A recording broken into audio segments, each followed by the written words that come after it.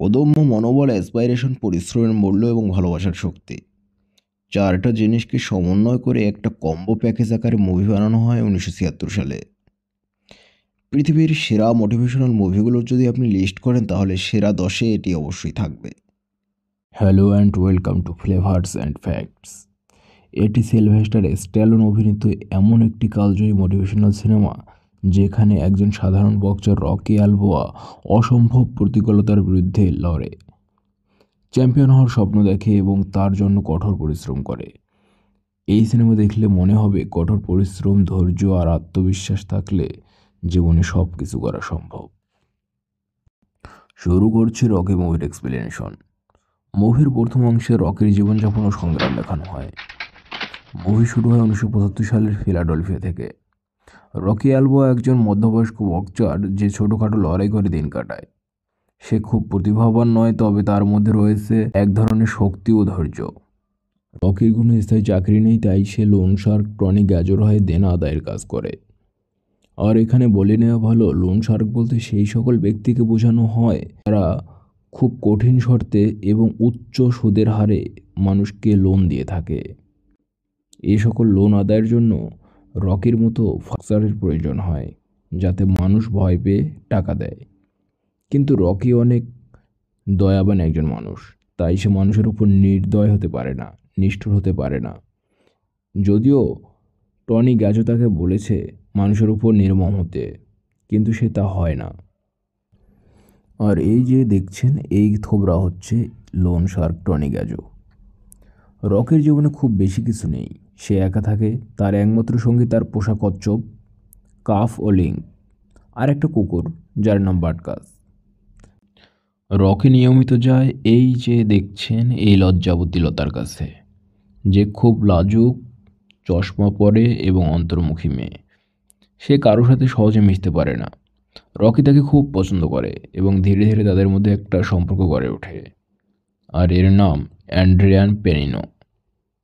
এভাবে মুভির সিন পরিবর্তন হয়। বিশ্ব হেভিওয়েট চ্যাম্পিয়ন অ্যাপোলো ক্রিড ফিলাডেলফিয়ায় একটি বড় প্রদর্শনী ম্যাচ আয়োজন করে।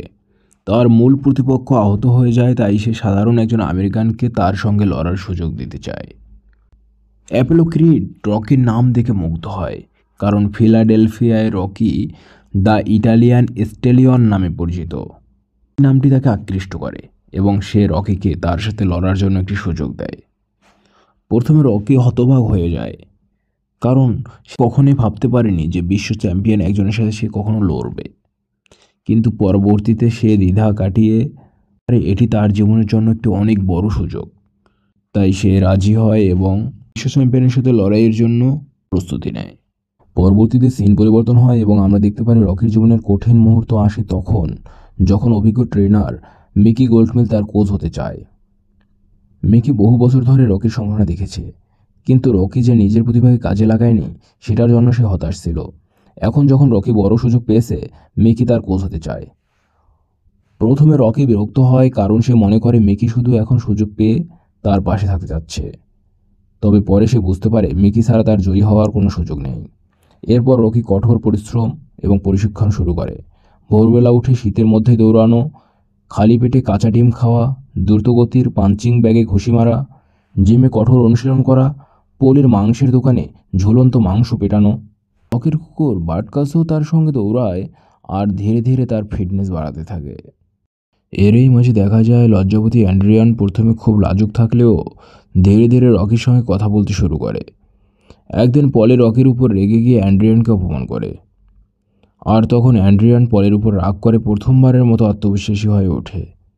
এরপর রকি ও অ্যান্ড্রিয়ান একে অপরের আরও কাছাকাছি আসে। রকির জন্য অ্যান্ড্রিয়ান শুধু একজন প্রেমিকা নয়, বরং তার জীবনের সবচেয়ে বড় অনুপ্রেরণা হয়ে ওঠে।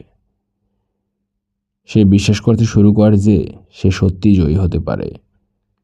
এরপর চলে আসে সেই কাঙ্ক্ষিত মুহূর্ত। ম্যাচের আগের রাতে রকি প্রচণ্ড নার্ভাস হয়ে পড়ে। সে বুঝতে পারে সে হয়তো অ্যাপোলোকে হারাতে পারবে না। সে অ্যান্ড্রিয়ানকে বলে, আমি যদি ম্যাচের পুরো 15 রাউন্ড শেষ করতে পারি, তাহলেই আমি প্রমাণ করতে পারবো যে আমি শুধু আরেকজন বক্সার নই, আমি সত্যিকারের একজন ফাইটার। অ্যান্ড্রিয়ান তার হাত ধরে তাকে সাহস দেয় এবং রকি বুঝতে পারে এটি শুধু জয়ের লড়াই নয়, বরং আত্মপরিচয় ও আত্মসম্মানের লড়াই। পরদিন শুরু হয় ম্যাচ।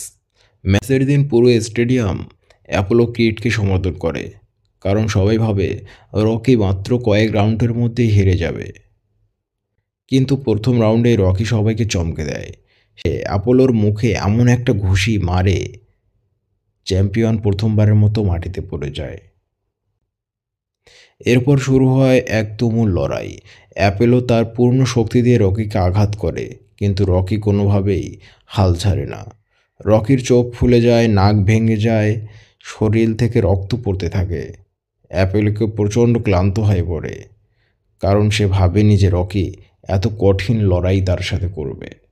14তম রাউন্ডের শেষের দিকে রকির চোখে এতটাই ফুলে যায় যে সে কিছুই দেখতে পারে না, আর মিমিকে বলে তার চোখ কেটে দিতে, যাতে সে দেখতে পারে।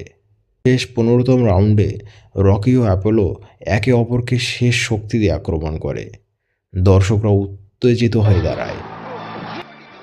শেষ মুহূর্তে রকি পড়ে যায়, কিন্তু আবার উঠে দাঁড়ায়। রেফারি পয়েন্টের ভিত্তিতে অ্যাপোলোকে বিজয়ী ঘোষণা করে, কিন্তু রকি কোনো কিছুর পরোয়া করে না। সে শুধু অ্যান্ড্রিয়ানের জন্য চিৎকার করতে থাকে, কারণ সে অ্যান্ড্রিয়ানকে কথা দিয়েছিল। সাংবাদিকরা তাকে বিভিন্ন কথা এবং প্রশ্ন জিজ্ঞেস করে, কিন্তু কারো কোনো কথায় সে ভ্রুক্ষেপ না করে শুধুমাত্র অ্যান্ড্রিয়ানকেই খুঁজতে থাকে। জয় হয় ভালোবাসার, জয় হয় তার, জয় হয় তার ডেডিকেশনের, তার ইচ্ছার, তার অদম্য ইচ্ছার এবং কঠিন পরিশ্রমের।